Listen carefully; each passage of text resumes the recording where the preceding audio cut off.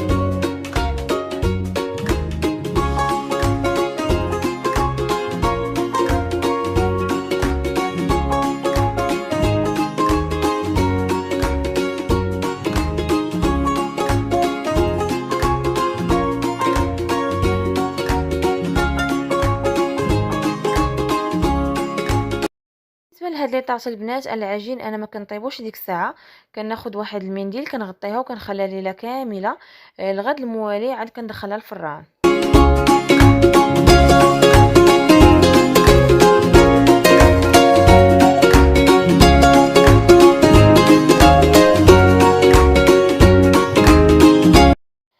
بعد ما طابوا لينا لي طاغ ديالنا غادي ندوزو لمرحلة التزيين.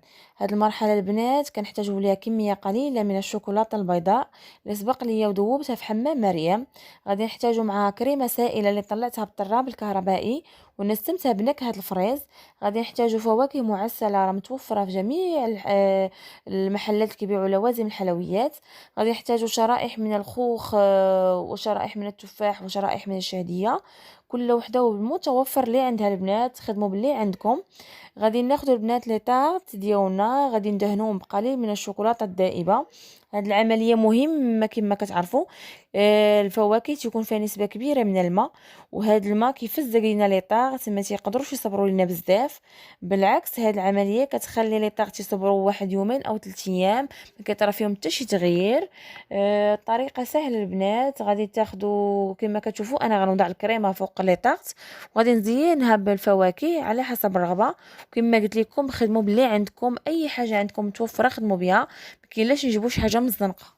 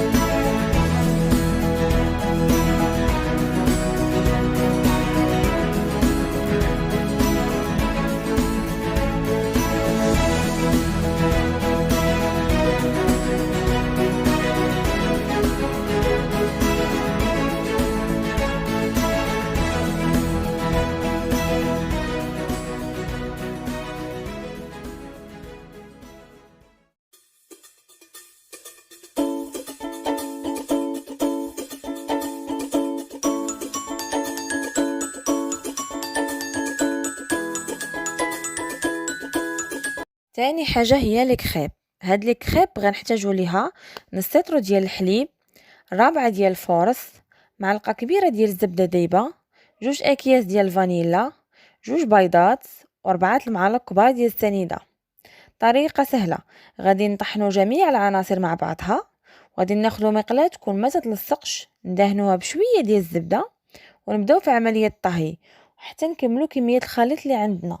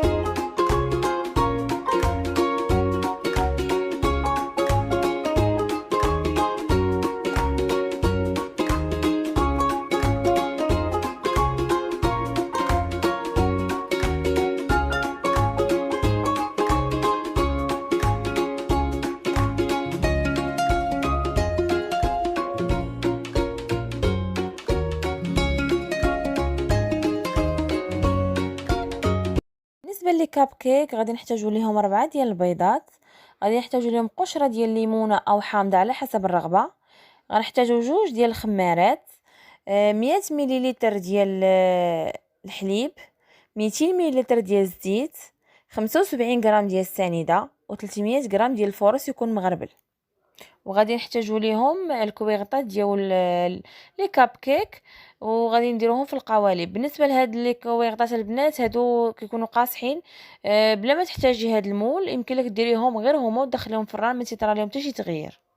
بالنسبه للطريقه غادي ناخذ 4 ديال البيضات، غادي نضيفوا لهم 75 غرام ديال السنيده، وغادي نطربوا مزيان البنات حتى كيبيض لينا الخليط.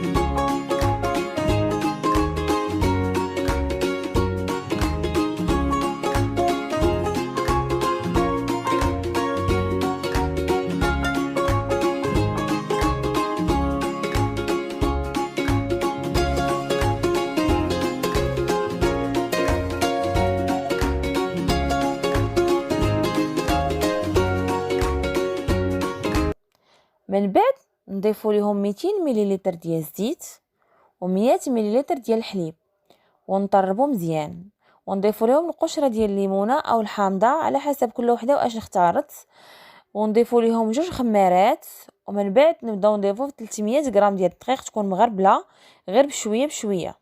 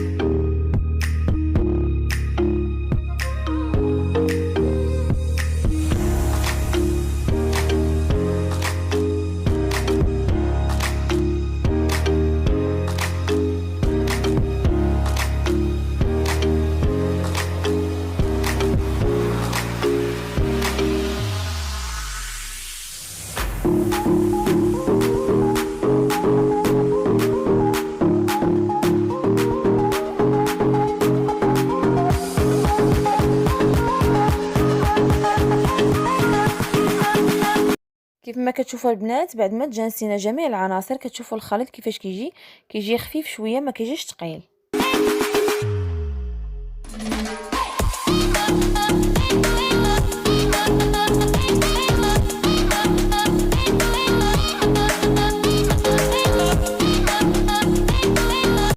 بالنسبه لهاد الخليط البنات ديال لي كاب كيك تكون خفيف، راه ما تيكونش ثقيل بزاف.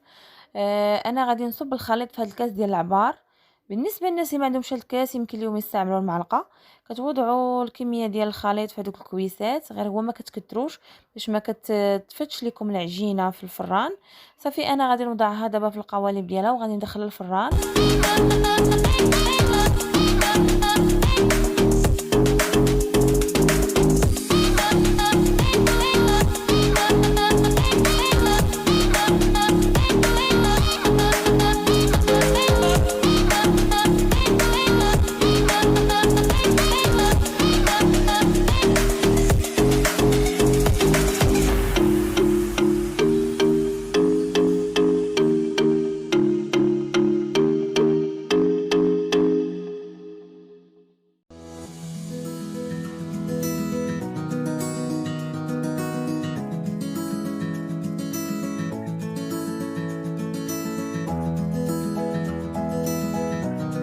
بالنسبه لي دونات ما كنحتاجوش ليهم شي حاجه كثيره.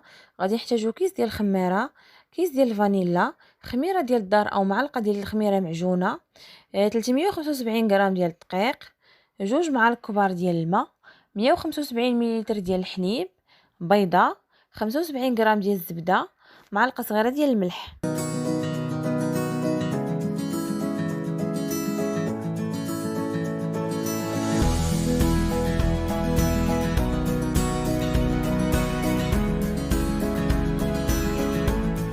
بالنسبه للطريقه كناخذ الخميره ديال الدار كندوبوها في 2 المعالق ديال الماء وكنضيفوها على 175 مليلتر ديال الحليب.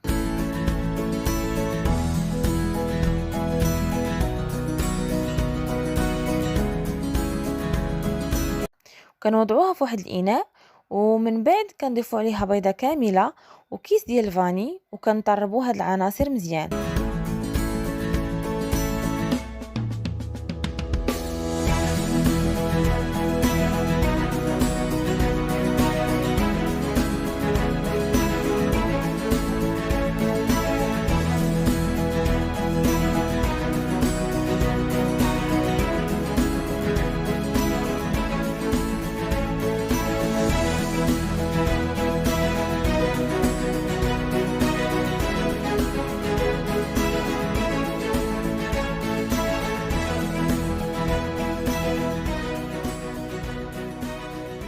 من بعد كنضيفوا ليها كميه ديال الدقيق، نصف الكميه ديال الدقيق اللي عندنا، ونضيفوا معلقه صغيره ديال الملح و50 غرام ديال السنيده و75 غرام ديال الزبده ونطربوها مزيان باش ندمج لنا جميع العناصر.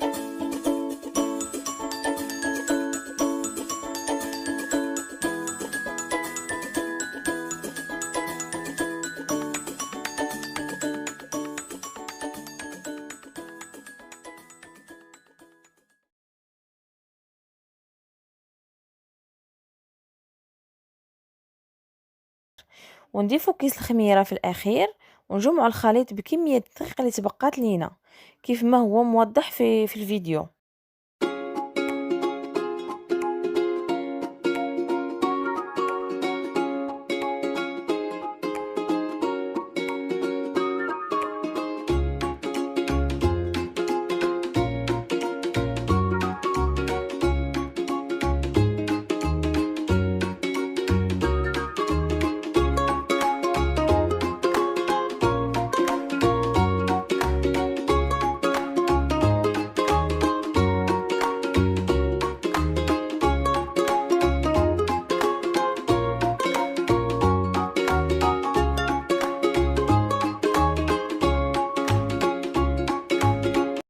وكنخليوها ترتاح. من بعد ما اختمرات لينا غادي نطلقوها في واحد بالمدلك، وغادي نقطعوها على شكل دائري، وغادي نوضعوها في واحد الورق ديال الزبدة، وغادي نخليوها تختمر المرة الثانية. من بعد ان شاء الله عاد غندوزو للقلي.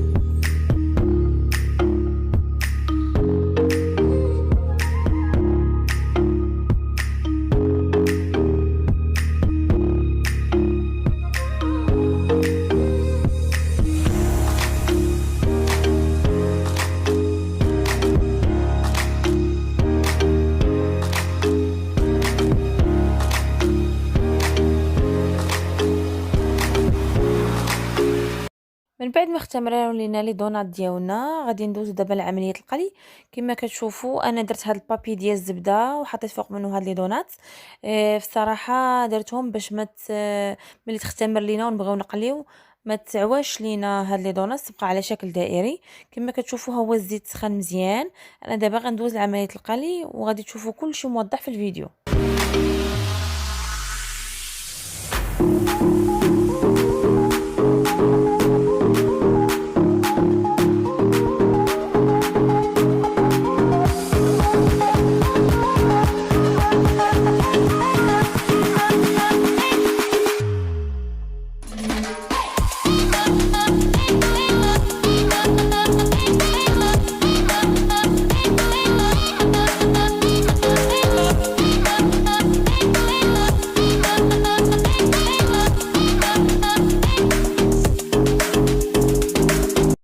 وفي الاخير هذه هي الطبله النهائيه ديالي. كيف ما كتشوفوا لي دوناتس بعد ما زينتهم بالشوكولاته الذائبه وحبيبات ديال الارقام.